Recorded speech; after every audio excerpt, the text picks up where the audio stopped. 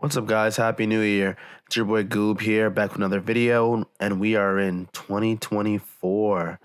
So many great games came out last year, man. I'm still I have a back catalog that I gotta finish.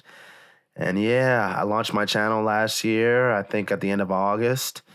First game I played on there actually was Armored Core 6, Fires of Rubicon. And man, it's been a journey. Uh, So just want to let everybody know I'm at 50 subs. So I'm super excited and happy and grateful to everybody who subscribed to my channel. Appreciate it. The views and here's to 50 and many more in 2024. So yeah, I'm going to run down a little list of my top 10 favorite games that came out last year. So let's get into it. I think for the first game, I'll definitely say Wolong Fallen Order, number 10. As a game I was actually really hyped for. I remember it was announced in 2021, I believe. No, 2022. 2022 is when it was announced. I saw the gameplay trailers. I played the demo, and I enjoyed the game. Truth be told, I didn't finish it. I got about three-fourths away done. But that's because so many other games had come out. I came out around my birthday actually, in March. But literally right after that game came out, Resident Evil 4 came out. So I ended up playing and beating Resident Evil 4. But I did like Wolong. All right, so the next game on the list is going to be Star Wars Jedi Survivor. I always say Jedi Fallen Order, but it's Jedi Survivor. The game was really fun. If you played Jedi Fallen Order, it's pretty much more of that, but with like a more expanded combat.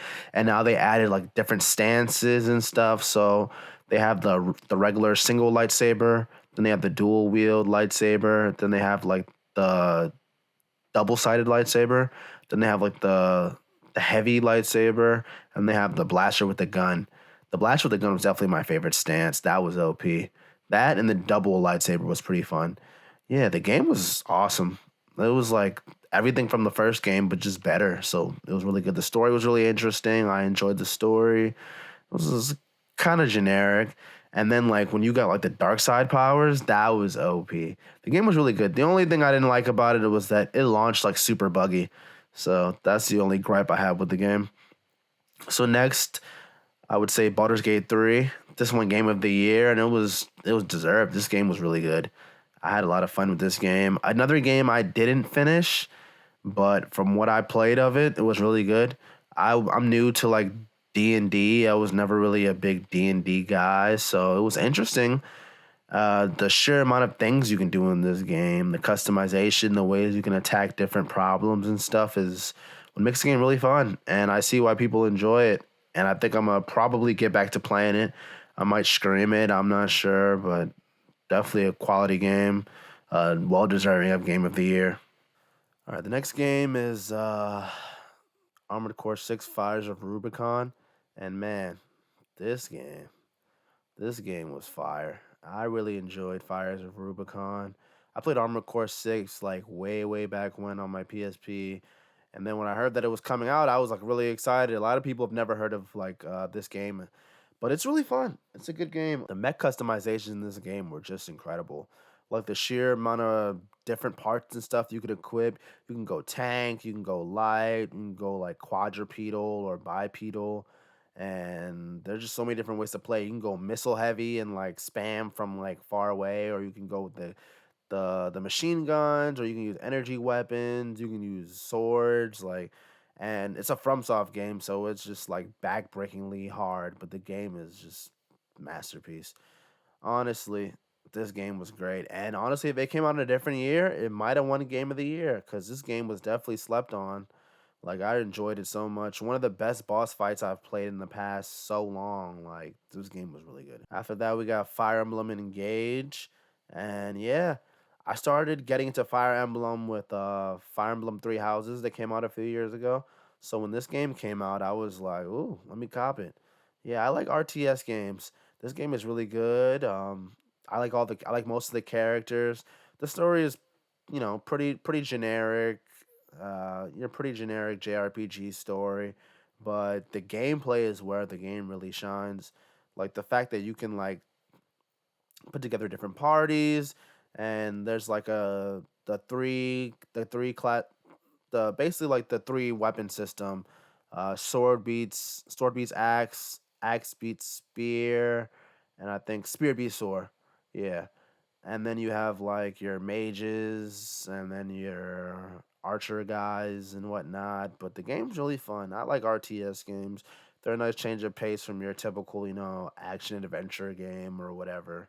So yeah, I thought Fire Emblem and Engage was a really good game. I really enjoyed it. Next game we got is RE4, Resident Evil 4 Remake. So I know this game is super popular, and I never really played Resident Evil much growing up. I was a coward. Games were scary. I didn't really play it. I played RE2 before this game came out, and I could barely handle it, so I was kind of nervous. But I ended up playing the demo for this, and it was actually really fun. I really enjoyed this game, like thoroughly. I see why people like really like this game. It's cool. They added new mechanics. They added like a parry mechanic to the game. That was really cool. And but also you couldn't just spam the parry because your knife had like a health mechanic. So if you kept parrying, your knife would break and you couldn't parry anymore. I like the resource management in this game. That's really cool. Ashley wasn't that bad. I know a lot of people were saying that Ashley was like the most annoying NPC ever. But I mean, she was pretty cool. She kind of stood out the way. She didn't really get killed that much. I accidentally killed her sometimes, but that's about it. And even she even had like a little like piece we could play as her in the game, and it was like super nerve wracking. But yeah, this game was honestly really good. Um, I would say it surprised me because I've never played it before, so I didn't think it'd be that good.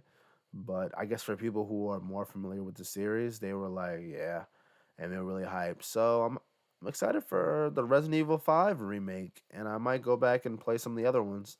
Not really too into like the horror games like that, but this game is more of like a action adventure survival horror than just straight up horror. Yeah, I like the game a lot. And then we have Remnant 2. I'm going to be honest, this game completely surprised me. I did not think this game would be as good as it was. I got it on a whim. I heard a lot of people saying it was good, and there's so many great games came out this year, and everybody was saying, "Oh, Remnant 2 is on sale for Black Friday. It's a really good game. It's a third-person shooter, and it's like a Souls-like third person." When I heard Souls, I was hooked. Yeah, they got me. I was like, I played Lords of the Fallen earlier, and that game was ass. But with Liza P, I saw a little bit of a Souls itch. So I was like, let me hop on this joint. And man, I was in for a treat. This game was just great.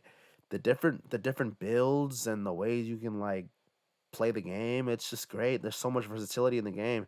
There's so many different classes, items you can use, weapons, and like I think my like it's just so much to explore in this game.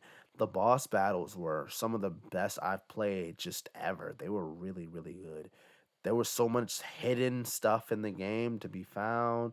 They had the freaking back rooms in this game. Like, come on now. Like the only way to do it was like equipped a bunch of like very specific items that you had to find. Like this game was just so great. I just put so many hours into the game. Like I would say definitely trying out and finding all the different classes. Sometimes you can like replay a level and then you'll get a boss that you never fought before. And if you flip a switch a certain way, you get the true boss. And there's a bunch of secret weapons. If you kill a boss a certain way, you get the real weapon. It's just wow, man. Wow. And now we have Lies of P. Man, oh man, this game was just amazing. Amazing, man. I got the platinum in this game. I also got the platinum in Remnant 2. This game, I was not expecting it to be this good. I'll be honest, I played the demo and I wasn't really feeling it. I was like, oh, it's about to be another run of the mill Souls game. Like, I'll get it, but I was like, eh. I thought it was gonna be like similar to Wolong, and it'd be fun, but I'll probably drop it and come back to it later. But man, I was so wrong. Liza P is just it has an amazing story. The combat is super snappy and like refined, and you have to be very precise with them damn parries too, man. If you're off, you will get killed. You will get killed in this game a lot.